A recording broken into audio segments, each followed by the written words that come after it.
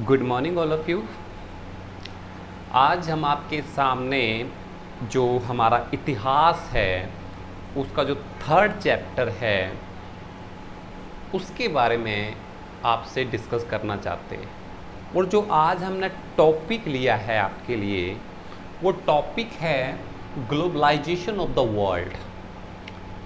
अब आपके माइंड में ये क्वेश्चन आ रहा होगा कि एक्चुअल में जो ग्लोबलाइजेशन होता है वो होता क्या है। देखिए, ग्लोबलाइजेशन का मतलब होता है पूरे विश्व का एक हो जाना, पूरे विश्व का एक हो जाना। इससे पहले इतिहास में हम सिर्फ भारत तक सीमित थे, लेकिन आज हम आपको बताएंगे विश्व में कहाँ कहाँ क्या क्या प्रॉब्लम चल रही थी। तो ग्लोबलाइजेशन का अर्थ होता है पूरे विश्व का एक हो जाना। ठीक है, इसको हिंदी में कहा जाता है विश्वव्यापीकरण। ठीक है, ग्लोबलाइजेशन।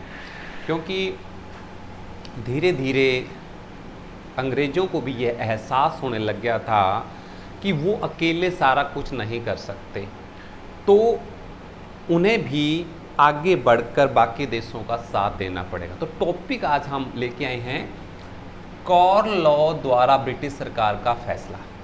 क्या है कॉर्न लॉ और सरकार ने इसके ऊपर पाबंदी क्यों लगाई और बाद में क्यों हटाई, ये आज का हमारा टॉपिक है। देखो, कॉर्न एक वर्ड है। कॉर्न, आपने स्वीट कॉर्न खाया होगा। जो स्वीट कॉर्न होता है, यानी कि आपने कई बार खाया होगा, एक्चुअल में कॉर्न का मतलब होता है मक्का। क्या होता है? मक्का। तो सरकार लॉ, लॉ का मतलब होता है कानून। यानी कि ब्रिटिश सरकार ने, मतलब अंग्रेजी सरकार ने मक्का के आयात पर पाबंदी लगा दी। तो हमारा जो टॉपिक है, हम आपको यही समझाना चाहते हैं कि ऐसा उन्होंने क्यों किया, मक्का के आयात पर पाबंदी क्यों लगा दी गई। चलो हम आपको बताते हैं मक्का के आयात पर पाबंदी लगाने का मेन कारण क्या था। आयात का मतलब होता है बाहर से मक्का मंगवाना, और निर्यात का मतलब होता है एक जगह से दूसरी जगह भेजना। तो जो बाहर से मक्का आ रहा था उस पे अंग्रेजी सरकार ने क्या लगा दी? पाबंदी लगा दी, भाई नहीं आएगा। अब इससे क्या क्या नुकसान हुआ वो आपको बता देते हैं। जितने भी किसान थे वो सारे के सारे क्या हो गए? चिंतित हो गए, परेशान हो गए, क्योंकि यहाँ की कीमतें बहुत ज़्यादा हाई फाई होने लगी। मक्का हमारी खाद्यान्न फसल भी है, अब कीमतें बढ़ेगी तो किसान बहुत ज़्यादा परेशान होने लगे। तो जो ब्रिटेन का मक्का था वो बहुत ज़्यादा सस्ता था। तो सरकार ने क्या किया, जितने भी बड़े उद्योगपति थे, व्यापारी थे, इनको अंग्रेजी सरकार की ये बात अच्छी नहीं लगी कि इन्होंने मक्का के आयात पर पाबंदी क्यों लगा दी। तो सरकार को जनता और व्यापारियों की दुख दर्द को समझते हुए इस पाबंदी को हटा लिया गया, जिसकी वजह से जब बाहर से चीज़ें आने लगी यहाँ, उनकी कीमतें यहाँ की कीमत से बहुत ज़्यादा सस्ती थी।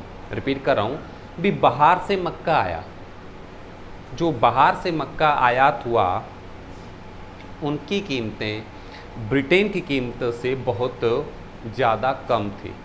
तो इस वजह से जो यहाँ के किसान थे, यानी कि जो ब्रिटेन के किसान थे, वो पूरी तरह से लाचार हो गए। उनकी जो मक्का की कीमतें थी, जितनी वो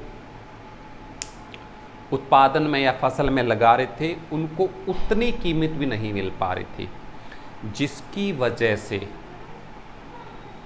बहुत सारे किसान जो थे ब्रिटेन को छोड़कर कहीं और जाकर बसने लगे। किसानों की जो हालात थी वो बहुत ही ज़्यादा दयनीय हो गई थी। वो अपनी इन चीज़ों को संभाल नहीं पा रहे थे।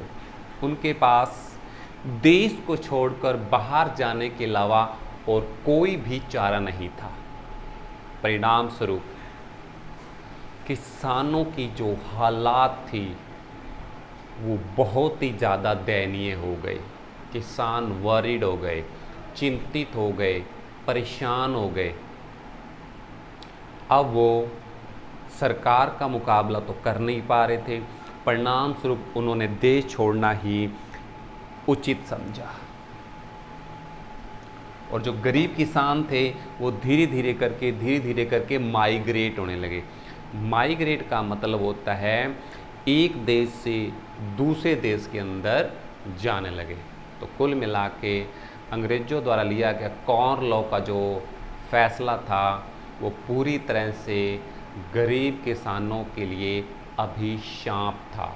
यानी कि उनके लिए पूरी तरह से उनके जितना भी काम था, उनकी जो आमदनी थी, उनके ऊपर पाबंदी थी।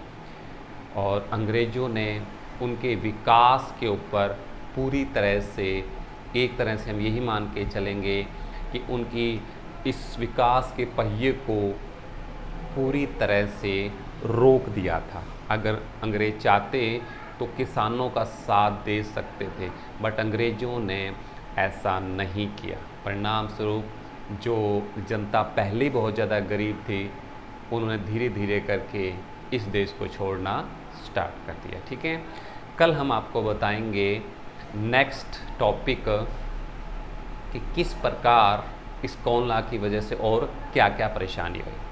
आज के लिए इतना ही, धन्यवाद।